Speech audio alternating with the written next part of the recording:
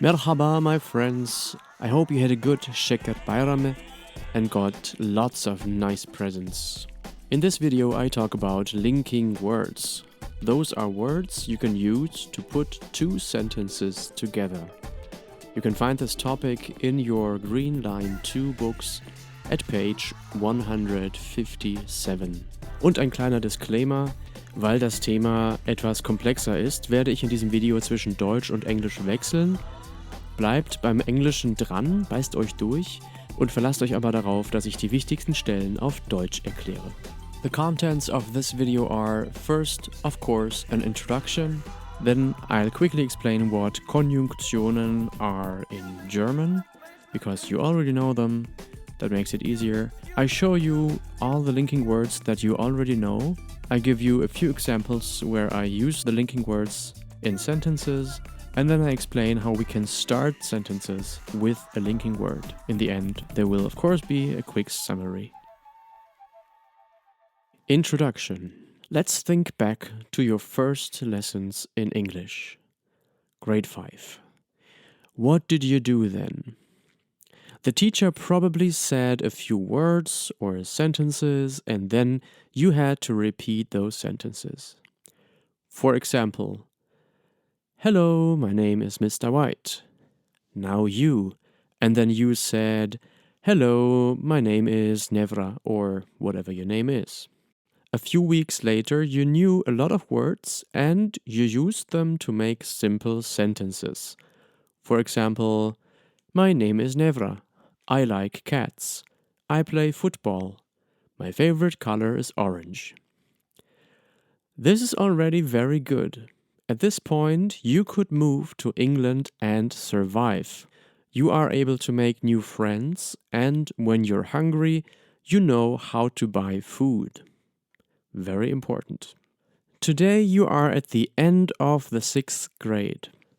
You started learning English almost 2 years ago. You can communicate really well, but the sentences in your books still sound strange.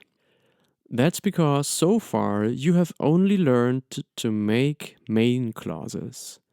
Kurz auf Deutsch: Die Sätze der Figuren in euren Englischbüchern klingen bis zu diesem Zeitpunkt vermutlich für euch alle noch etwas künstlich. Das liegt daran, dass die Figuren fast ausschließlich Hauptsätze benutzen, also Main Clauses, denn mehr haben wir bisher noch nicht gelernt. Wenn ihr das mal ausprobiert, merkt ihr, wie komisch das auch auf Deutsch klingt. Also auch wenn man über spannendere Dinge redet, zum Beispiel: Ich stehe auf, der Wecker klingelt. Oder ich liebe Rap, die Musik macht gute Stimmung. Oder ich tanze gerne, niemand schaut zu.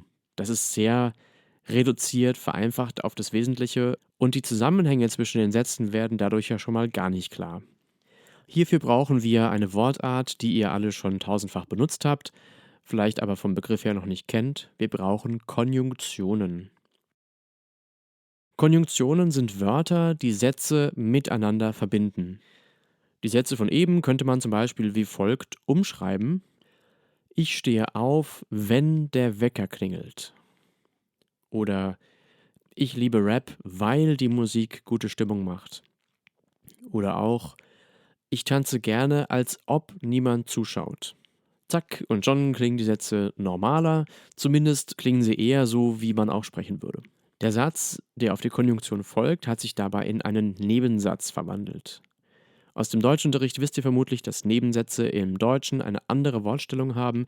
Hier wandert das Verb ans Ende. Und bevor wir uns jetzt gleich auf die englischen Linking Words stürzen und das auf Englisch ausprobieren, ein ganz wichtiger Hinweis: Im Englischen bleibt die Straßenverkehrsordnung auch in Nebensätzen erhalten. Englisch ist in der Sache also eigentlich einfacher als Deutsch, aber blöderweise haben wir unsere Gehirne, ohne es zu merken, so gut auf die deutsche Grammatik trainiert, dass wir uns diesen Unterschied gut einprägen müssen. Also malt euch ein Plakat, schreibt es auf den Badezimmerspiegel oder macht euch einen Screenshot von diesem Video und richtet es euch als Hintergrundbild auf den Handys ein. Im Englischen gilt fast immer die Straßenverkehrsordnung. Subjekt, Verb, Objekt. Okay, now on to some linking words. You already know a lot of linking words, also Bindewörter. You know after, nachdem, because, which means weil, as soon as, also sobald, like, als ob, until, also bis, when, was in dem Fall wenn heißt, whenever, also jedes Mal wenn. Just like in German, those words start subordinate clauses, also Nebensätze. But take a closer look. Maybe you can see that they all belong to one of three groups. Some of these words start subordinate clauses of time. Some start subordinate clauses of reason, also Nebensätze des Grundes. And some start subordinate clauses of comparison, also Vergleichsnebensätze. Take a moment and try to put the words into one of these groups. If you do it yourself, your brain will learn more. Pause the video because the solution is coming up. As you can see, most of them go in the time group. Sentences with these words are called subordinate clauses of time, Nebensätze der Zeit oder, wenn ihr eure Deutschlehrerin beeindrucken wollt, Temporalsätze. Tempus ist Latein und heißt Zeit. Then there is one word for subordinate clauses of reason, also Nebensätze des Grundes oder auch Kausalsätze. Causa heißt unter anderem der Grund. And there is one word for subordinate clauses of comparison, also Nebensätze des Vergleichs oder als Fremdwort Komparativsätze.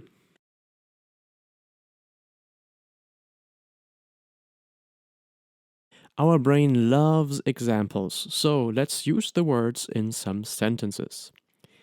Here we have two main clauses, also Hauptsätze. I get up, the alarm rings. We can use when to connect those sentences. The second sentence, the alarm rings, then becomes a subordinate clause, ein Nebensatz. I get up when the alarm rings. Und noch einmal kurz der Hinweis, wie ihr seht, die Straßenverkehrsordnung bleibt hier erhalten. Okay, and now your job is, use after to connect these two sentences. I ate lunch, I got home. Pause the video, write down your sentence because the solution is coming up. I ate lunch after I got home. Not very difficult, no funny business, you just remove the period and put the linking word in between. Let's do another one. The main clauses are the dog is nasty, it is hungry. Your job is to use because to connect them. Pause the video, write down your sentence because the solution is coming up. The dog is nasty because it is hungry. And one more. Please use like to connect these main clauses. Melissa likes to sing. Nobody is listening. Again, pause the video, write down your sentence. Here is the solution. Melissa likes to sing like nobody is listening. Besonders an diesem letzten Beispiel sieht man sehr gut, dass diese Linking Words nicht nur Sätze verbinden, sondern den Sinn dieser Sätze verändern können und vor allem den logischen Zusammenhang zwischen den Sätzen verdeutlichen. Wenn wir sagen, Melissa likes to sing, nobody is listening, dann klingt das fast so, als würde Melissa gerne singen, aber niemand hört zu. Das ist ja fast schon böse. Fügen wir aber das Linking Word ein, like, wird es zu einer schönen Aussage, Melissa likes to sing like nobody is listening, also Melissa singt gerne so, als ob niemand zuhören würde. Sie kümmert sich also nicht um mögliche Zuhörer, sondern singt einfach nur so für sich, weil sie Spaß dran hat.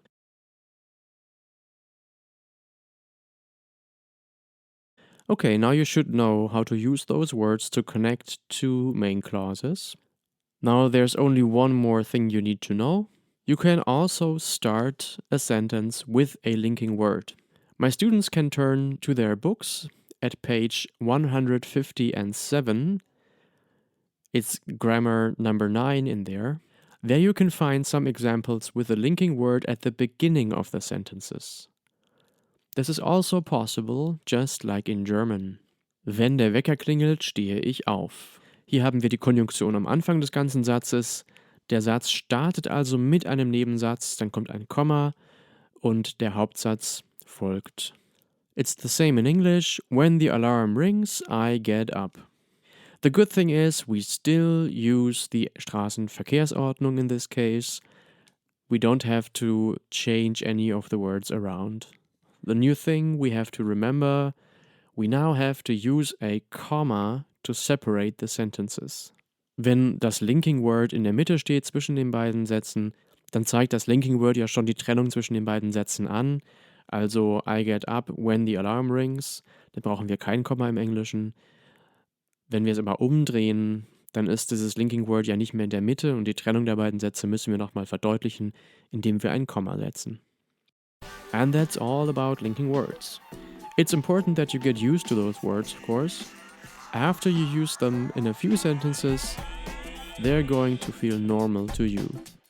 It's a good idea to do more than one exercise because practice makes perfect. Then you're going to feel like you're on another level.